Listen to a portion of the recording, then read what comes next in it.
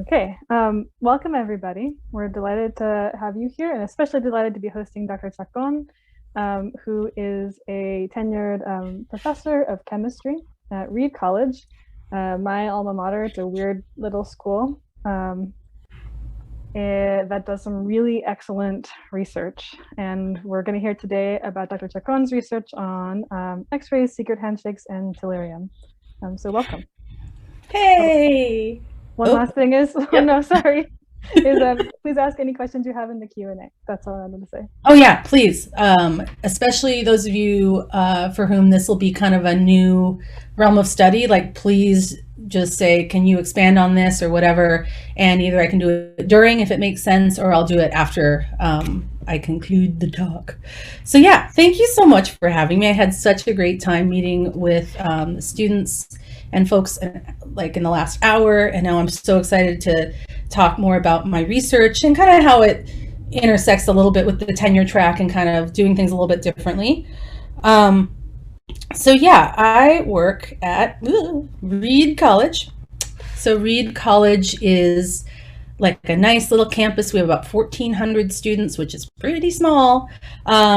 It's a 4-year undergraduate only institution. It can also be called a PUI, also a SLAC, and a SLAC is a small liberal arts college. PUI is a primarily undergraduate institution. There's variances there, but that's basically what we are.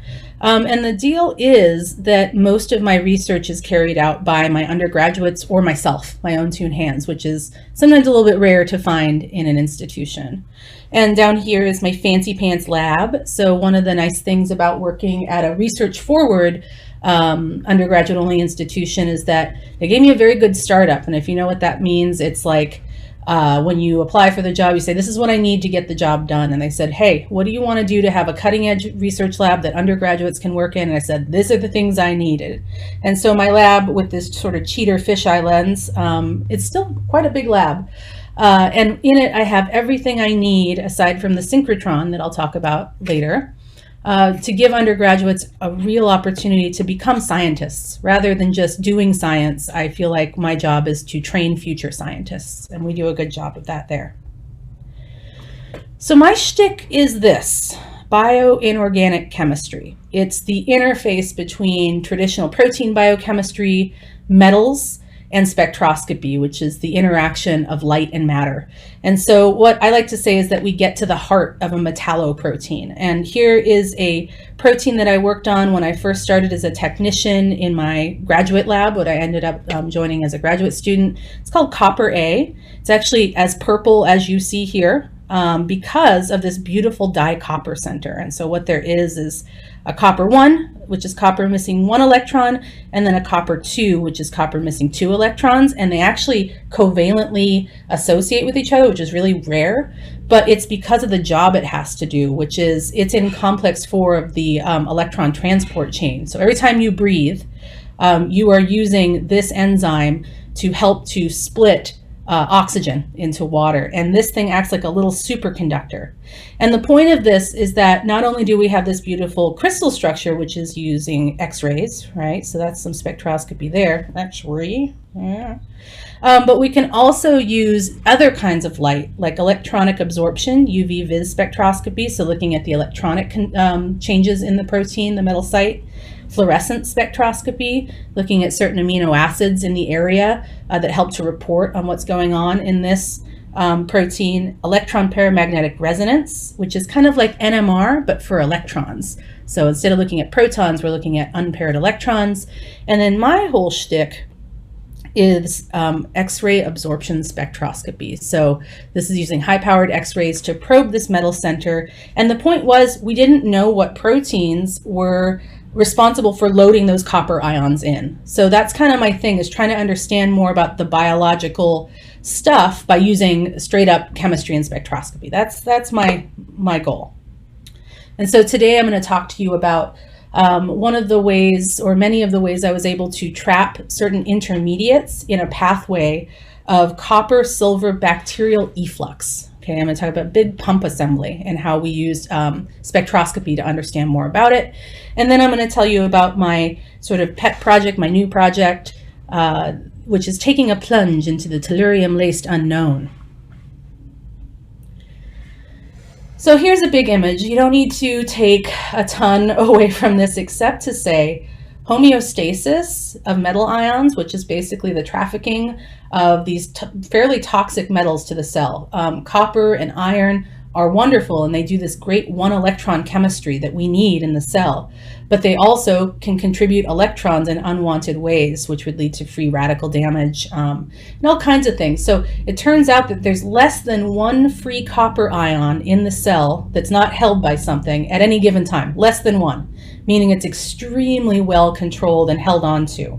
And so I'm just showing you, like in a bacterium, which is my main focus, is working in bacteria because they're a little bit simpler, but have many of the same materials or machinery. But you can see that just copper is being moved around a lot in various different ways.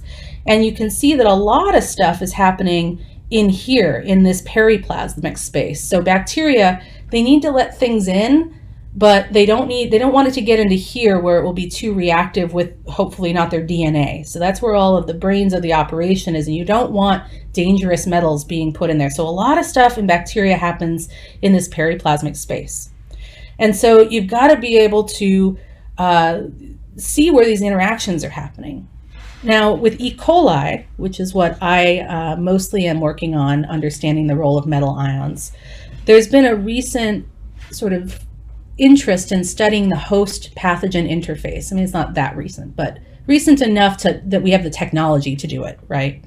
And the host pathogen interface is basically this. So we have a ton of E. coli in our bodies naturally, and they do great jobs for us. We wouldn't have vitamin K without, E. coli in our gut. But we all have heard of these bad lettuce, romaine recalls of toxic strains of E. coli. And those are the ones that I'm really interested in because they're often very resistant to our traditional forms of killing them, like antibiotics. They're like, I can chew that up, that's fine. So one thing that we looked to was that host pathogen interface. What do humans naturally already do to try to kill these bacteria, and how are those bacteria resisting this? And so you eat a bad piece of lettuce from someplace, and what it does is it gets through your stomach and it gets into your system. And we have these giant sort of blobby things called macrophages that will come along and engulf this invader. And what they do is bring that bacterium into a killing chamber, the phagolysosome. And what happens in there is that the cell recruits all of these metal ion channels. So it'll recruit copper channels and zinc channels and iron, manganese, and it will flood the bacterium with these metal ions. Now, normally that's enough to both contribute to free radical damage, mess with the DNA of the bacteria, can't handle it, or it will simply bind to enzymes in the protein that normally would bind some other metal and basically screw up the works. And so that's usually been pretty efficient, except for some of these very nasty bacteria that have these large pumps that are able to say, you gave me a bunch of copper, I'm fine, I'm just going to pump it right back out, and now I can live to make you sick another day. And so this is this arms race of evolution, acquiring these different systems from other bacteria. And if we can learn more about how these work, my job as a chemist, I'm not a microbiologist, I'm not a medical professional, like this is the basic chemistry of how is it doing its job, and then someone else can take the role of trying to figure out maybe we can use this for antibiotic sort of resistant stuff. So this was the system that I was working on. It's CUS, or copper sensing, CFBA, silver and copper efflux system. Why silver? Well, it turns out it's specific to both of those. And copper and silver tend to co-mineralize in the environment. You might have seen in hospitals that they use silver on burn patients, or that you have copper handles. This is actually because it's a microbial killer. So anyway, this is a cartoon that I made of this system. So here it is in the periplasm. There are these beautiful crystal structures out there of these very large proteins, not easy to do. And I've shown us under like copper and silver stress. Just like put that in an illustrator. So up here we have CUS-C, which is a very large pore that will send the copper and silver out. And I won't talk too much about it anymore. What we're really interested in is more of the major players. So down here is CUS-A. This is the business end. This is the actual pump part that pumps out the copper. It's a proton substrate antiporter, meaning that for every metal that goes up through this channel, that a proton gets translocated. And that's how it does its charge transfer there. Cus-B in blue is really interesting because usually with these kinds of pumps, this kind of a spanning protein in blue usually just holds it together. But it turns out Cus-B is different. This little area down here that wasn't able to be crystallized is very flexible, and it moves, and it actually binds metal and can change conformation. So that was really interesting. Why does that little guy that usually just holds this together, why is it binding metal? And then Cus-F is part of the same operon, or the same set of genes that do a job, is expressed in excess under copper and silver stress, and it's a sponge. It'll just go and grab the metal as fast as it can to keep it away from any of the machinery, and then bring it over to the pump. And so what we had done in my first paper on this was we used a bunch of X-ray absorption spectroscopy to figure out what Cus-B was. Is it a sensor that basically reports copper or silver status to something, or is it a switch that allows this pump to turn on and off and be sensitive to its surroundings? And I won't talk too much more about that paper except to say that we ruled out that it was a sensor, and it's actually a sensor switch. So it interacts with Cus-F. So number one, what happens is that Cus-F will transfer metal to Cus-B. That allows Cus-B to conformationally change and open up a pore in the Cus-A pump. And once that happens, Cus-A is free to deliver its cargo to the main pump. So that's our hypothesis from that work. But what I'm now kind of obsessed with is the following relationship between the green protein and the blue one. Why are they communicating like this? What is happening? Can we do more to understand that relationship? And you might be wondering why, because if I've already figured it out, great. But the deal here is more thermodynamic. So this is where the secret handshake comes in. So Cus-F and that blue part, this is that little fragment that was not crystallizable, the N-terminal region of Cus-B that binds metal. So these two transfer metal to each other, but the thing is they have exactly the same affinity for copper and silver. And everything in nature is a gradient, right? We always go from high salt to low salt. We use this to do all kinds of work. You have to have a thermodynamic favorably, setup to be able to move things from one place to another. And this is what we understand in metal binding stuff. This is the norm. But in this, there's been a bunch of papers that show that each one of these guys wants metal exactly the same amount. So there's no reason for it to go downhill and transfer directionally from one to the other. But in fact, they do. When I incubate one of these in a test tube with copper and the other one is empty, it immediately will transfer it over and vice versa. So if you look at this too, back to your amino acids, hopefully you remember some of these, we have 3 methionine residues. So this is sulfur, sulfur, sulfur that bind the copper. Pretty small little protein. And then this one is sulfur, sulfur, nitrogen with a histidine or a tryptophan cap. So the deal is they both actually have very similar binding sites. And so if you wanted to watch or use spectroscopy to look at this, it's going to be really hard if they're coming together and exchanging metal. It would be really hard to see what's going on. So how can we understand transfer between copper-1 protein partners if they have very shallow thermodynamic gradient, if they have similar binding sites, and copper-1, you can't see it in the lab. You can't just put it in a UV vis and get a beautiful spectrum. It's silent. So you have to find another way to see what this metal is doing and to track this transfer, to catch them in the act.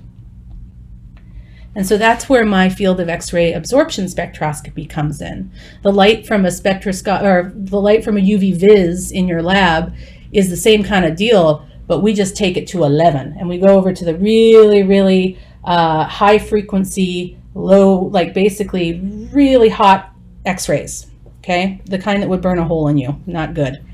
But you can take your little protein with your metal in it. Here I'm showing copper A, the purple protein that I talked about earlier. And I go to the Stanford Synchrotron radiation light source. And there they have a team of amazing physicists that basically put electrons into a ring and speed them up to almost the speed of light, okay? But they're in a ring, and usually electrons sped up that fast really want to go straight. And so when we force them to curve, they let off a ton of energy in the form of high-powered X-rays. Now, this can go between 5,000 and 30,000 EV at least. And flux, which is photons per unit area, really high flux, so really high-powered X-ray beam. And Chem 101 sort of refresher here.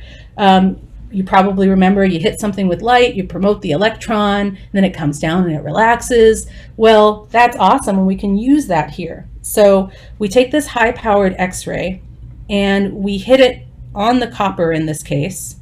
And what happens is we are able to tune this because energy is quantized. And instead of just ejecting a valence electron, which is usually what we talked about in chemistry classes, like you get rid of the valence electron. But here we tune it exactly to what we need to eject a very protected electron right next to the nucleus. And so what happens is once that electron leaves and is completely ejected, it's like an ionization event, this creates a hole. There's no electron there. And so also everything else in your sample is going to be excited, right? You're hitting it with this high-powered X-ray, like carbons, nitrogens, protein is all going to be excited. So that would just give you a mess, okay, of excitement. And so instead what we do is when that 2s electron sees the hole that was formed, it goes, I'm going to go fill that. I really want to be near that positive charge of the nucleus. That sounds great. Well, it was higher energy than the 1s. And so that little bit of energy that was released in that transition from the 2s electron going down is released as a fluorescence. And it's specific to the copper. So now we're just looking at copper, which is super useful. So the beauty of XAS now is that here's our little copper in an active site. Maybe it's in cusp B or whatever. It lets go of that fluorescence radially, whoom, and it begins to ping against things in the active site. So say we have one of those sulfurs, say we have a nitrogen, whatever's happening, anything nearby is going to be hit by that energy and it will begin to get excited and whoom, go back. It's like pinging a bell. And that causes reverberation. It causes constructive and deconstructive interference, which is a wave. And so this wave is made up of all of the frequencies of all the things that the copper pinged against. And so then we can deconvolute this frequency into a distance. We use a Fourier transform. And basically that just takes us from frequency to distance. And now what you're looking at, and I guess I could just draw it as like a copper stick figure, is what copper is seeing in the active site. And so when you look at these, if you ever go to my papers or something, and now you're going to feel very smug because now you know that it's whatever copper saw in the active site. So maybe copper sees a sulfur here at 1.8 angstroms, and then maybe it sees a nitrogen here. And so what we get from XAS is how many of what types of ligands are at what distance from the metal. Super useful with something like copper 1 that we can't see in the lab. And we get very, very direct and exact values. So then that wasn't enough. So we're going to use XAS, but how can we unambiguously figure out in our data, like if we want to put two proteins together and watch transfer of metal, how can we figure out what's coming from what? We can watch the copper, but how will we know for sure where it's going? Well, I use Selenomethane Labeling. This is used often in crystallography to help with phase, but what I use it for is I make the E. coli incorporate methionine that has a selenium instead of a sulfur. And I told you that cusp B, for example, has 3 mets. So we can do the selenomet. And this gives us another metal in our active site that we can do XAS on. And it's right below sulfur on the periodic table. So therefore we have something that's mimicking what it normally would have. And we can now look at not just the copper, but we can now do XAS on the selenium. And so here what I'm showing you is a static experiment where I just took cusp F that had copper, that had the label, and I incubated that with empty cusp B. And what you can see is that the selenium copper interaction from this decreases by half when I bring in the other protein. And so we're able to track this metal and where it's going. Super valuable, but this is static. I mix them up, takes me about 5 minutes. It's not on the biological time scale at all. That's where we were with the previous experiment. So now I want to kind of get into some cool stuff where can we get kinetics? Can we get real time, like catching it in the act, the secret handshake? So this is Stuart. This is my rapid freeze quench. And what it does is in the lab, you can mix up, say, your Cus B. Maybe it's got a label, maybe it doesn't. Got your Cus F over here. And then it plunges down with great force, and it mixes in this perfect mixing chamber, because mixing is actually pretty messy. And then it goes through this aging loop. So the shorter the loop, the shorter the amount of time these two proteins are spending together. And then I actually produce liquid ethane by putting ethane gas into liquid nitrogen and making it go into a liquid, which the chemist in me is just like, oh my God, that's so cool. But basically, you can do these time points. So we can start as early as 13 milliseconds and quench the reaction. They meet for a second, we quench, a couple more, up to however long you want. The resulting snow goes into the liquid ethane, and then I pack it into a teeny tiny cuvette, and then we fly that to the synchrotron. But the value is that we can get this kinetic, and structural data at the same time. Not only do we catch the handshake, but how fast is it happening? And so what I'm showing you here is the result of many, many beam times of figuring out, just methodologically, it was a lot like trying to learn how to make a souffle. Like, you're like, I almost got it, but we got to go back. So what you're looking at is mixing those two proteins together and watching that selenium copper signal. In this case, it's increasing because we did the reverse experiment, but it doesn't matter. The point is, you can see the selenium copper interaction as it moves from one to the other, in this case, increasing as the two proteins go together and transfer. So, okay, we've got like this curve of what happens, but the thing is, if you came to your PI and you said, I have a kinetic curve, and they said, let me see it, they would say, I'm so sorry, but you're missing a huge part of this. This is not a kinetic curve if you can't get the earliest time points, because who knows, it could be really slow, it could be wavy, who knows? We don't have the data. So this was awesome in part because, and we repeated it over and over, it's just that fast. These two proteins come together, bam, and then suddenly they start to transfer. So there's a fast phase and there's a slow phase. And what's also nice is right about here is where the two proteins are handshaking. So they're stuck together and they're slowly moving away from each other. So I can get structural data about what the handshake looks like in this individual data. And I also at least have a time scale. So wasn't done yet. It was really cool, really hard to do, and I was really excited about it. I'm going to save this, but we needed to find those time points. Like we needed to get to that fast phase. And I told you about this tryptophan cap. Tryptophan can be used for fluorescence. So anytime you monitor a protein using a UV vis and you look at the 280 peak, maybe you put it in a nanodrop and you want to quantify your protein, what you're looking at is the tryptophan excitation, or the interaction of light with tryptophan in your protein. But you can also fluoresce it because it can hang on to light and then let it go a little bit later. And it reports on your protein environment if it's close to the active site. It turns out in metallobiology, I don't know why, but there's often these little tryptophans just like hanging out by the active site, like just kind of watching. And so maybe we can use this in order to see if metal is moving from the protein in the lab. So now instead of having to go to the synchrotron, which wasn't perfectly working, maybe we can do something in the lab with this. So it turns out that I got I didn't get lucky. I made an informed decision to use the tryptophan, okay? No luck. Well, maybe a little. But it has this one tryptophan. That's all it has. And so it has a signal that is unambiguous just for the active site. Like if it had a bunch of tryptophans, we couldn't use it. And so I put it in the fluorescence spec. And this is what the signal looks like when you excite the tryptophan. It will fluoresce very strongly at about 350. And then when you add copper 1, it immediately quenches. So we have an ability to track copper binding to this protein in the lab. And the other cool thing about this is because I didn't know any better about fluorescence at the time, I took it out further, like I collected data out to 600, which apparently nobody really does. There's not usually much out there.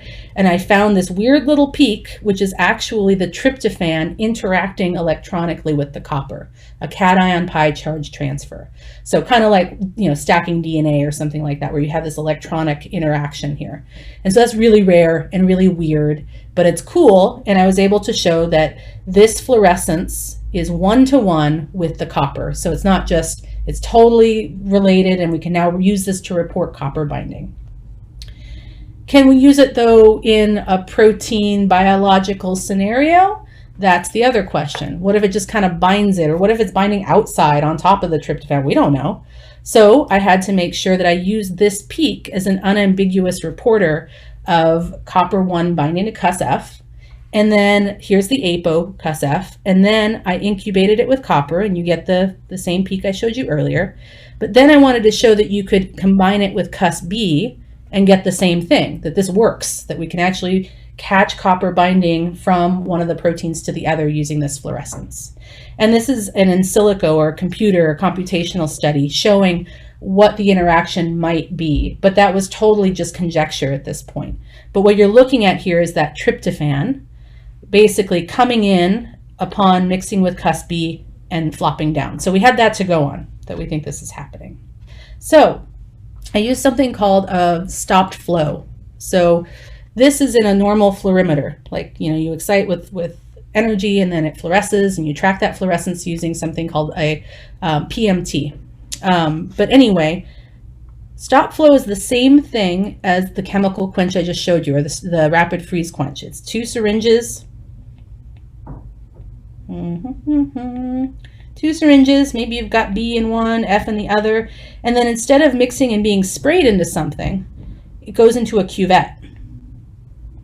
And in that cuvette, you can use whatever kind of light you want to get whatever you want out in real time. So you can monitor from the millisecond time scale, so you can get kinetics. And so we decided to do fluorescence. So I got like a fluorescent source, and there's a bunch of tech talk I could use, but basically we can get real-time fluorescence change from this tryptophan. And by golly, after a lot of working, we caught that fast phase. Fluorescence is really touchy. If it's mixed too fast, it will quench. There's like all this stuff can run into it, and then it quenches. So you got to be sure you know what you're looking at. It could just be junk. And so after a long time, we got the results, and it's really fast. So this is almost within diffusion, like the rate at which things collide. Like as fast as these two proteins are in solution, they find each other. And then we also got similar kinetics results. So our times matched up with what we got in the XAS results. So we put it all together, and now we have this fast phase characterized and this slow phase characterized. And so what we can take home from this is that this tryptophan residue has a really initial quench when it meets the protein. It meets cusB, and then they have their secret handshake of transferring the metal, which takes longer. And that's when the tryptophan is allowed to finally close, fully disengage from cusB and move away. And we have some beautiful, like we contacted the person that did that computational modeling, and we said, well, we're getting this data. Does it make sense with what you had? And he said, yes, absolutely. And in particular, what matched really well, and I don't have time to get into it today, but we saw that during the secret handshake, there were 2 scenarios. There was one in which cusB was giving 2 methionines to the mixture, and then cusF was giving 1 methionine, because we had the labeling, right? We could show which was coming from what. So the handshake, one of the populations of them mixing together was cusB kind of dominating. And then another one was where cusF was dominating with a met and a met. And then cusB was providing only 1. And he said, well, that's funny, because that's what I saw when I did the simulations, is that we had 2 possible scenarios. And so what's happening is that something called Flexional Recognition, so this is something that we're starting to come to understand, is that in these proteins where it's directional, but they both want metal equally and there should be no reason it moves, is that they're kind of sampling. And there's, at first it's not any good, and then all of a sudden when that 2 met from cusF and the 1 met from cusB reaches the perfect distance, boom, it pulls it over. So it reaches a thermodynamic minimum and allows this to move. And this is really helping us to understand very subtle things in the cell in terms of homeostasis. Like, this looks like it wouldn't be related to this other protein, but oh wait, we can look at these secret handshakes and maybe understand more. So the next steps for this work are to put all 3 of the components of the CUS system all together in the stop flow and use this little peak to show where copper is going and how fast it's going into the main membrane protein cassé. We'll see how it goes. So the reason I talk about that whole project is because now I'm going to talk about a very baby project that has really started from nothing. Like I mean baby as in it's just been born. And it really doesn't have a lot of data, and really no one's worked on it. And I haven't done any of that fancy spectroscopy on this yet, and it's going to be a while until I do. But I wanted to show you that previous project so that when you look at this, you say, oh, I see how Kelly will be able to use those skills to be able to approach this problem. And I think that that's, you know, ideally what the NSF career panel thought when they gave me this grant. And so it was really important for me to show you the kinds of stuff I do in the lab so that when you see this, you understand where I might be going with it.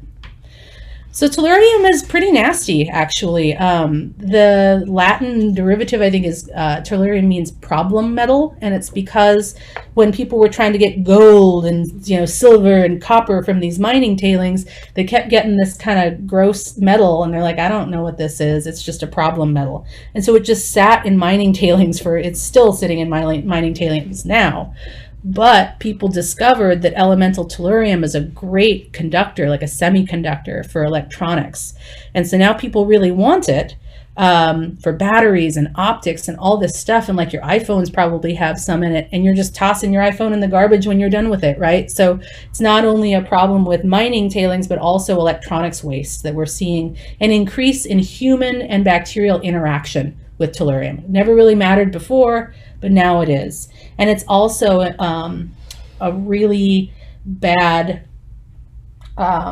component of meltdowns in nuclear facilities, that it just so happens that tellurium is one of the nuclides that forms after these various fission reactions happen. And so it's really a problem. It's not that prevalent, not that concentrated, but it's incredibly toxic to living beings. And so people are interested in tellurium. Like, this is like the one entry I found for tellurium as it pertains to biology. Usually it's more about environmental or technology. But they're like, I guess people have been maybe thinking about anti-cancer research, anti-stroke research. But really, the fact is, there's a considerable presence in our lives. We don't know anything about the toxicology. We don't know anything about how it interacts with proteins and enzymes. And so I think it's a really interesting question because, as you saw, I'm pretty into selenium. And we didn't think that selenium was biologically active until the 21st amino acid was discovered, selenocysteine, relatively recently. We thought it was just not biologically relevant. And tellurium is right below it on the periodic table. So, I'm not saying that it has any big role in biology, but certainly it looks enough like the other players in biology that it could be interacting with us in some way when we're exposed.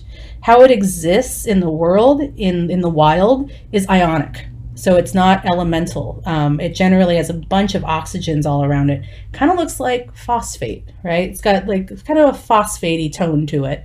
And we actually have about 0.5 grams of tellurium in our bones, probably in there with the phosphate, But we don't know why. We don't know anything about it. And sounded like a good challenge to me. So I did things a little backwards on my tenure track because this project was literally just looking for sequences in a DNA library. Like there was nothing out there. Nobody had really worked with it. I knew that it was going to take me a long time, particularly with undergraduates working on it. I didn't want to just zoom through it. And so I did a lot of collaborative work and spectroscopic work and got papers for those things. And then finally had enough preliminary data last year to apply for the career award, which is kind of backward from what people tell you when you're tenure track. They say, oh, you need to get your big grant first, and then, don't collaborate, don't get too many papers from other places. It needs to be your work. And I said, well, this is how I want to do it. So I did that, and it worked.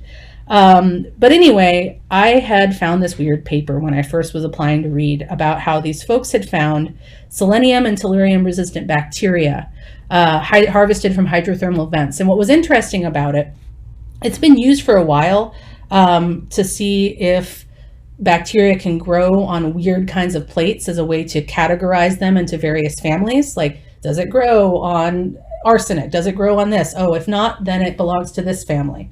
So they did this, and they weren't really thinking much about it. But then it wasn't just like a died or live kind of thing, like either colonies formed or not. It was when they put these bacteria on selenite or tellurite doped plates, they not only grew, but they were extruding elemental selenium and extruding elemental tellurium. And they actually did a follow-up experiment where they used tunneling electron microscopy to show it wasn't just happening on the outside like a spore or something like that. It was inside in nanorods and then being extruded out.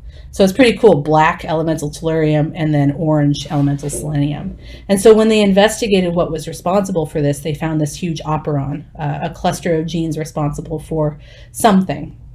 TER-Z, TER-A, TER-B, TER-C, TER-D, TER-E, TER-F. There's also an X, and there's also a Y and a W in some organisms. It responds to tellurium. It helps it live, but we don't have any sequence similarities in these genes. The amino acid codes for these do not match any other proteins in the literature. So that's another challenge. This is great. So one of my undergraduates read the few literatures that there are on this system, and there was this great comprehensive in silico sort of study on the sequences of these proteins. And I've been in conversations with that one author, but he's very much just computational. He never looked at the proteins, and he said, well, maybe in his paper, maybe this is kind of what it looks like. And so Tamar put this together, and what we know is that we have a membrane protein for sure, because there's like a very greasy amino acids for this one. And then TER-B and TER-E and TER-D are believed to complex together in some way, and that TER-B somehow facilitates this. And then TER-Y doesn't really belong right here in this diagram, but it does have the one recognizable thing is in TER-Y, and it has a von Willebrand factor, which is usually an extracellular kind of thing. So who knows where it is, and maybe TER-B is there. This is as good as we could do. But I'll get back to that in a second. So this is the most that's been done structurally, which is awesome. Somebody did an NMR structure of TER-B, and someone did an NMR structure of TERD or TER-D. Sorry, but my students love that, and they make their thesis presentations like, have you heard about TERD or TERD all about it? So anyway, that's great to report in my annual report to the NSF. That's the title of the thesis.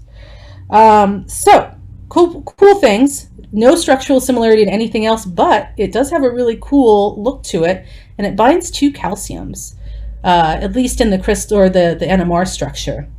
And what I think is odd about that is that calcium tends to like oxygenated amino acids. Well, so does tellurium. So I'm not quite convinced. Calcium's not usually brought into this kind of a scenario. It's usually more of a signaler, and we don't know much about bacterial calcium homeostasis or what it's really used for. So this was really weird to me, and we're going to look more into that. And TER-B, here it is. It's just kind of a lumpy little protein. There's no real, like, I want to go more into it, but there's not much evidence of what it does. There's no known function as part of this structure. So I've really latched onto TER-C. I'm more of a membrane protein person in this case because I do believe those other proteins don't have obvious, enzyme roles. And this does seem like it has a loop that binds metal. And when I talked to the guy who did the big comprehensive study on the phone, he was like, you got to go to TER-C. I think that's the metal binder. I think that binds the tellurium or selenium, whatever. I think it does it. This is just a threading where they took the greasy amino acids and predicted where they would go. So it's not an actual structure, but I'm very interested in it. Membrane proteins are a pain in the ass. So now I had my work cut out for me. So we basically got the DNA sequence, paid for it to be inserted into a vector. And I know all of you who do molecular biology are like, wow, why would you do that? But I was like, working with undergrads, I got to get this done. Let's just pay for this. And I wanted to get some preliminary data fast so that I could apply for the career. So I was like, let's just buy it.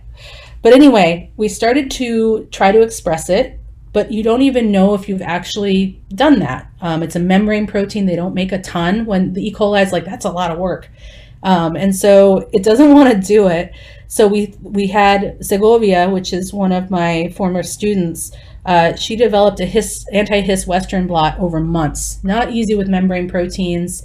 Really took a lot of work to figure out and to come up with the appropriate controls to be sure of what we're seeing. But she got it. She got this, and I put it in my grant, and it seemed convincing, so I'm happy with it. But it was kind of dimerized. So TerC is, it's about 35 kilodaltons, 3,500. So we saw this right here, and it is giving us the light up, but it seems to be dimerizing, which is not that uncommon. And then we had to figure out, well, okay, we're producing it in the E. coli, but what about when we lyse it? Do we actually have a way to isolate it from the native membrane into the appropriate detergent to form artificial micelles for it to be happy in? Because greasy proteins will just turn into salad dressing if you're not careful. So he did some work, and he was able to homogenize the TerC, and it showed up, which is really exciting, and it showed up in the right spot. So this was huge work. I mean, this was basically Matthew's entire thesis, was figuring out the conditions for this, and I'm really proud, especially with His tags and all that stuff. With membrane proteins, it's not easy. So then he did this final thing, which was we had used Cymol 6 detergent, which is literally like throwing $100 bills away. It's worth approximately as much as gold. And so that was great that it worked, but we really couldn't afford that sort of lifestyle. And so what we did instead was we used a probe that would bind to the His tag of TerC and light up in a fluorescence spec. So then we knew where TerC was by lighting it up, and then we could incubate it with more economical proteins, the Kroger brand, if you will, of various products. And we were able to luckily get it to work very well in DDM, which is a workhorse, fairly inexpensive detergent, which means that this system is tractable, meaning it's practical to do. And also what we saw is that there were seemingly some dimers, some various conglomerates. So that's really interesting. Maybe this thing isn't just one TerC, maybe it's a few. And so that was really nice, and it proved to us, or at least strongly suggested, that we had isolated TerC. So it's another way to be sure that we have it, because membrane proteins can look like you can think you have your protein and it's just some cell component in there and you didn't actually isolate it. So next we're working, now that we have a good system, we're going to be sending it out for crystal trials, which would be really great. And my friend Aaron Smith at UMBC is really good at crystallizing membrane proteins. So I'm going to send that to him. And then the newest results, just this like very weak and then still ongoing, is that we are now doing like actual size exclusion. So not just like not the fluorescent stuff, but just what does it look like when we take TerC and run it through a size exclusion?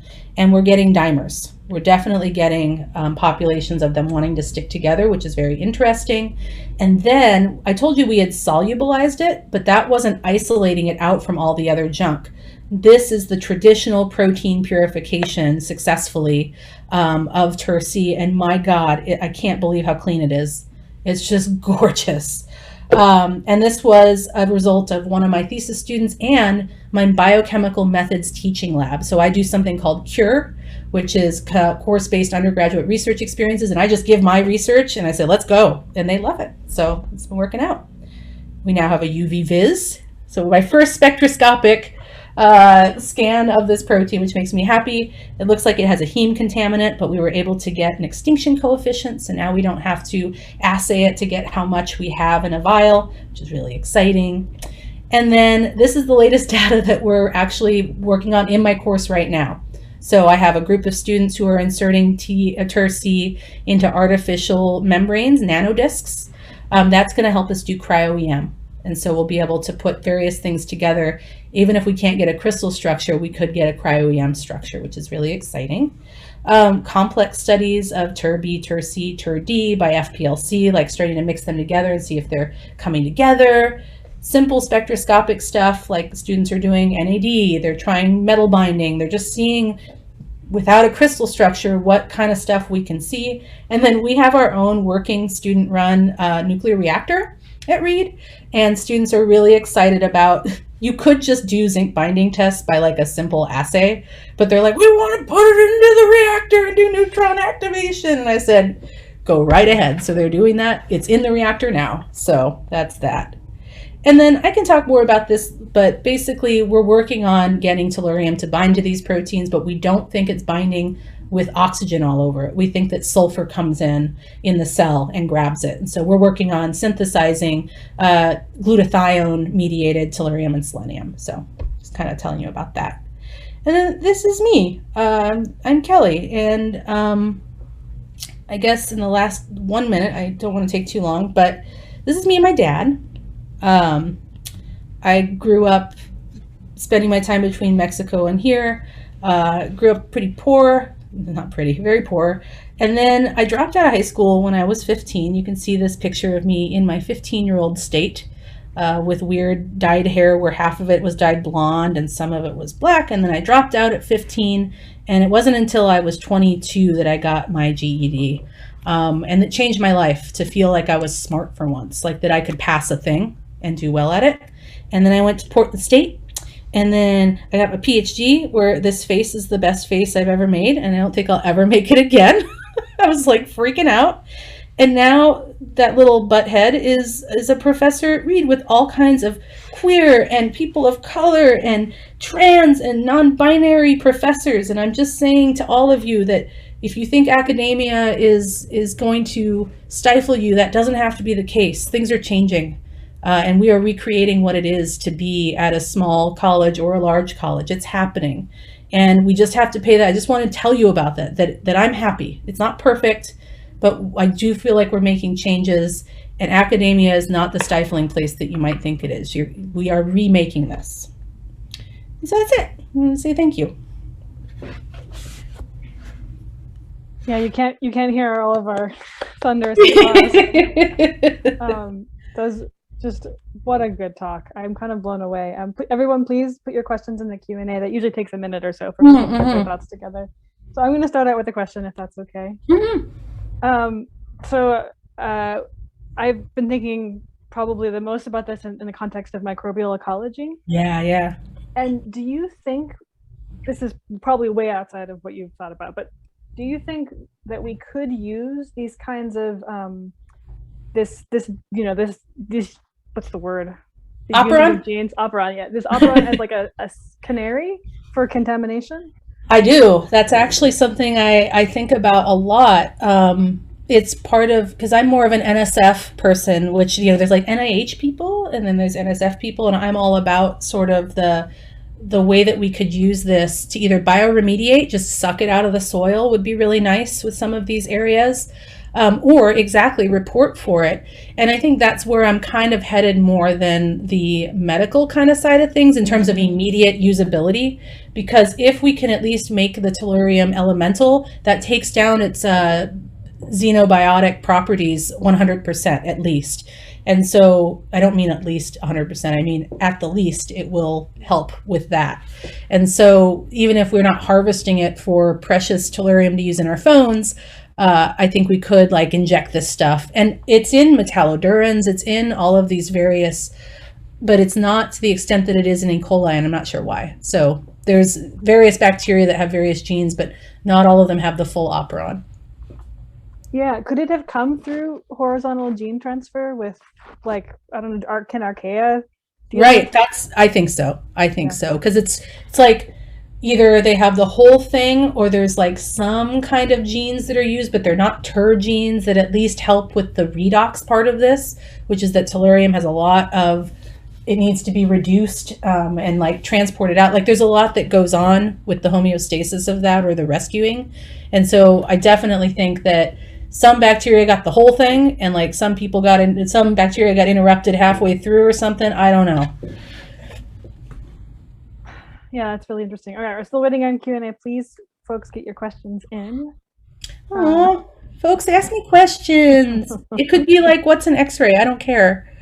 I have just a question, maybe not solely related. I want to just ask about some of your comments, like how this research, like if you connect to cancer, like a copper transportation system, relate to cancer or other diseases. It's been, okay, so first of all, we have used tellurium as a antibiotic back before sulfa drugs. People would use it primarily for syphilis treatment. And what they know is that if you ingest too much of it, you will begin to keep it in your bones. You'll like sequester it wherever you can. I mean, you'll get really sick and die if you ate too much of it, but it would produce the worst garlic breath that you ever could imagine. Tellurium really smells. And so I think that was one of the reasons it didn't really stay in the market. But the fact is it's being methylated. So it's being treated kind of like mercury in the way that we exhale it. And we don't really know how that's happening. But what we do know is I think people want to use it basically as a way to mess up cancers by really weird redox reactions. Tellurium has a lot of electrons. It has a lot of lability in like what kinds of ligands it can have. And so I think what people are interested in is like redox modulation, messing up the redox of a cancer, of a tumor. But it's really early days. It's like maybe very much like in a lab somewhere where it's just barely in the infancy because nobody's really understands the biology. So yeah, I'm hoping, and I think also possibly imaging, people are interested in it because it has the ability to, with all those electrons and weird properties, to maybe have interesting maybe isotopes that could be used to track things. So those are the only two things though that I really like. I wish I knew more about the medical stuff, but. Great, thank you. Yes. Okay, we have a question from Philip. Hi, Kelly. I'll read it. Oh, I was supposed to read it to you. Oh, you are? Okay, I'm ready. Yeah. This is incredible. Thank you for the presentation. I have a quick question about the metal fingerprint and the XAS. How much can the electronic configuration of the metal change when it binds these organometallic organometallic complexes? And does it have any impact on the core electron energies? Or is the difference between the DNS electrons so great that it is not affected at all? Okay. How much can the electronic configure? And has it? Yeah. Yep. Okay. There's some good stuff in here. All right. So, very much. It changes a lot. One thing I don't show here for time is that before you see this, oh, that's a lot of stuff on there. Well, okay. Oh, never mind. Just want to get a page that doesn't have anything on it. Don't worry, I'm on it. I've got the technology. I have a relatively empty page. There we go. So, what I didn't show you is when you do the X-ray stuff, and here's your little copper, is that the readout that we get looks like this, where we have energy in EV. So basically we're ejecting the electron, which happens here. Like literally you get to see the ejection of the electron. And then here we have I over I0, which is intensity, just like, anything else. Looking at what's coming in, like how much light is coming in and how much is being absorbed by the copper, and then how much is coming out after that. And so we take the ratio of that and we get an intensity. So out here is what you saw for my little wavy gravy. That's called the XAFs. And the further out that you get, the more information you get on the exact identity of the complexes, right? Like what is it bound to? That's hard to get and it takes us a while. But the other part that I didn't show you is that this, if we were to expand that first white line, this part right here, this gives you stuff about the d electrons. Basically, you can do modeling to show that energies, because there's specific energies that are being perturbed, and that gives you information about the d electron configurations. This part right here, usually another little snaggletooth I like to call it, gives you coordination. Are there 5 things connected? Are there 3? Are there many? And then there's the actual energy at which it got ejected. That will be different whether you have a copper 1, a little bit easier to eject a second electron from copper 1 because it can do that. It can have a +2 or +1. And then if you overlaid that with a copper 2 spectrum, it would be further along in energy because it takes more energy to remove the second electron. And so that gives us oxidation state. So we can scan this and say, oh, that's not copper 1 at all, it's copper 2, you know, so we can get all of that stuff. And yes, we can see that perturbation right there that you were asking about.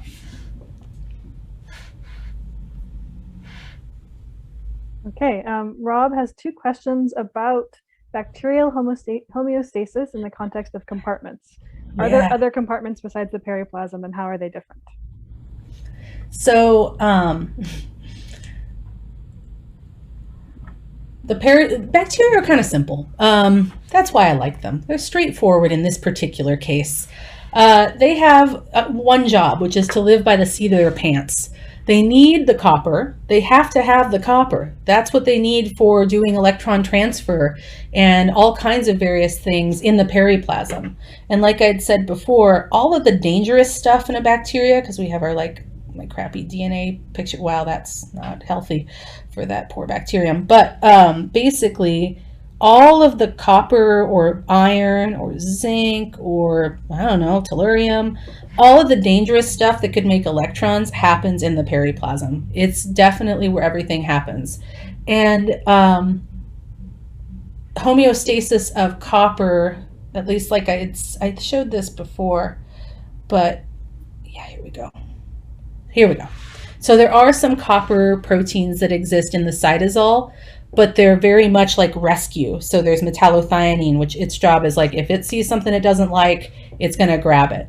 It takes less than 1 copper atom to activate the transcriptional regulator for this.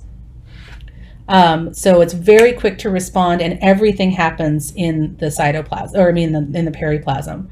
As far as other compartments, there's other proteins, but they're all mostly in the periplasm of this particular type of bacterium. I could be wrong. There could be some biologists out there that are like, Kelly, try again. But as far as I know, the stuff I study is all kept very much in the periplasm. And then I see Philip's question, what is the coordination number and the oxidation state of the copper? So for copper A, the protein I showed you a minute, like here, it's actually a copper 1.5 because they're covalently attached. And so they blend together to give themselves enough electrons. They're fighting. They're just fighting for that 1 electron. And then the oxidation state for the CUS, or for the CUS system, is purely copper 1. And then the coordination number for those are 3 and 3, with the tryptophan not actually coordinating exactly. And then for the copper A, I guess it's like 4 things on one side and 3 on the other. Sorry to interrupt you. Oh, no, not at all. It's 4 now. Thank you so much for this excellent talk. We're going to transition over to the happy hour. So I've given the link in the chat. Yeah. And Phil, if you can join us, you're welcome to join us there too. Please, Kelly, take a break if you need to go do anything in a few minutes. You don't have to go straight away. Maybe I'll grab my. Would it be weird if I ate my lunch? No, we probably will have a beverage or so bring what you want to bring. Excellent. I will have my soup while I do the Q&A. Awesome. I'll talk to y'all soon. I'll see you guys there. Thank you so much. I got you, baby. You want it now? Yes, please. You got it, babe. Supportive wife. All right. See you soon.